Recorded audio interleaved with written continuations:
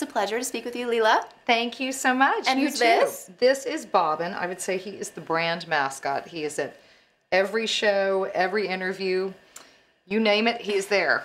Except when the going really gets tough, then he is out. Then he's out of there. Now, I saw him wandering around your space, and you have an absolutely beautiful home, and it just seems like it's set up perfectly for entertaining, specifically your dining tables. Can you go more into detail about those? Well, yes, and really the way that this all came about is I've always loved entertaining for large groups and kind of moving people around. And my husband, with our old apartment, finally said, I'm not going to be moving furniture in the new apartment. So you figure that out. And I thought, maybe the furniture will move. So we have a table that comes down from the ceiling that's on cables, and another table that comes up out of the floor that they all meet together for one long, giant dinner table, and it's really fun. That's fabulous. And It's what a party great. trick. It is. It is definitely a party trick. You can swing on the table that comes out of the ceiling.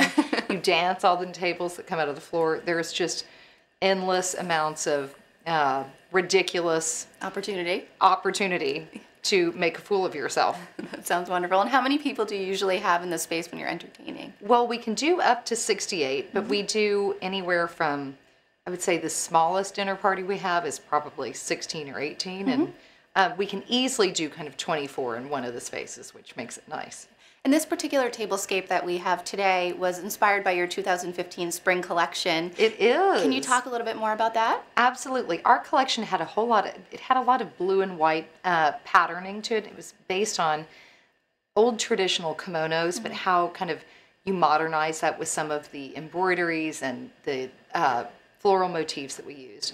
But I've always said I love to kind of dress yourself and dress your table, and I think that there's nothing more chic than matching your saucer to your skirt. I love that. And so this was a great way of setting a table and then doing, something from the collection that really related to it. And so it's all one idea. And as a fashion designer, do you find that a lot of your inspiration comes into your home when you're decorating and entertaining? Well, yes. I mean, frankly, this fabric came from an old collection, so you could either match this and be the skinniest person and disappear, or the largest person, depending on your perspective. But I mean, you'll see, in this house, there's a lot of textiles and texture, and I think that that's something that I really bring to the collection, is this kind of sense of color and a lot of mixing of texture and pattern, and I think that you see that here too.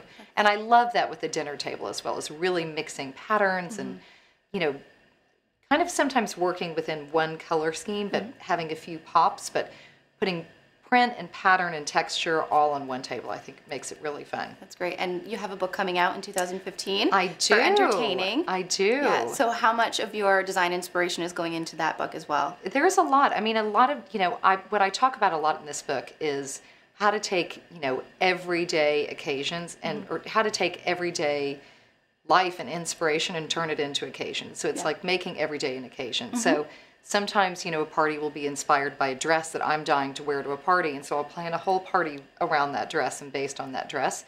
Or it's, obscure things that it'll be something that I'll see at the green market and think, oh, this is the coolest vegetable. I have to put it all over my table, but also cook with it, and then, bring people involved. It's a very much kind of entertaining book on how to dress yourself and how to dress your table and make it all one lifestyle. I love the concept. Now, it's fun. You said that you've had up to about 68 guests here, so I'm sure in your time of hosting you've had some fun parties, funny tricks, disasters. Have you had any just disastrous meals where you've had to just recover very quickly and get everything together, or does everything always go perfectly and smoothly? Well, my entertaining philosophy is that I'm always having the most fun. I'm having more fun than anyone else, so I kind of don't care if the meal is burned. I did have one dinner, and this kind of goes against what I tell people when entertaining. I always say, do not try new dishes, at a dinner party. But I, of course, went against this rule. I probably now say this rule based on this. I had made this soup that my husband loves, extremely spicy food. Like, we're talking, he's sweating at the end of a meal, practically. And he came by and tasted this soup earlier and was like, wow, that's got some kick to it. And that should have been a giant red flag. I had misread the recipe and put 6 times the amount of spice in that what it called for, and it was already spicy. That was hilarious. I mean, everyone just put their spoon up to their face and went, woo! I mean, their eyes were burning.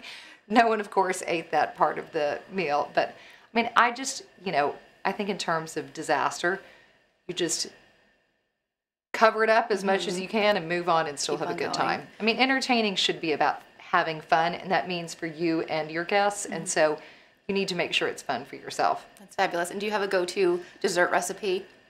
I have Dessert's several. my favorite. We eat desserts all the time. I mean, I have a gob of desserts I love to make. One thing I would say is key to entertaining is a specialty cocktail. I think that that's something that people often overlook and don't think about, but I think it's the perfect way to, as your guest comes in your home, they understand immediately that this is something special, they're in for a good time, and that you really thought about details. And I think that that always puts everyone kind of on ease and makes them, you've thought about what they're going to be drinking as opposed to a full bar that they go get their everyday cocktail. I like that. I'm going to take that tip for my entertaining. I frankly think it's key.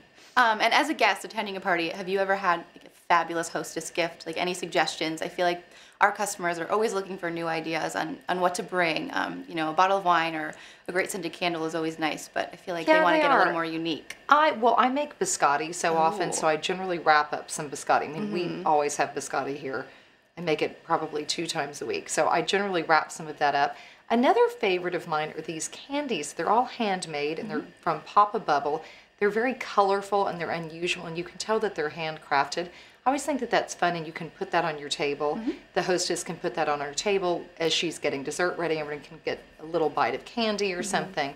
I think that, yes, bottles of wine are lovely, and candles are lovely, but trying to make it a little bit more personal and where you've thought about kind of how the dinner is going to, play out and how you can help with that as opposed to, one thing I don't love getting is flowers because that means I have to stop what I'm doing, go cut them, find a vase that they fit into, and it just adds a little bit more work. And I'm always trying to think of things that make it easier for the table and give something, a little special to do as opposed to having the hostess deal with my gift. That's great. Now, before we go, if there's one end-all be-all tip that we had to tell our followers at home about entertaining, what would it be? It kind of goes back to something I said earlier. The hostess has to be having fun. If you're not having a good time, what was the point of doing it? And you've made everyone else feel a little on edge because you're not having a great time. So make that your mindset that, by golly, you're going to have a great time. So start with your specialty cocktail an hour before anyone gets there and just keep going. Good advice. Thank you so much. Of course. It was wonderful to speak with you. Well, you too. Thank you. And thank you.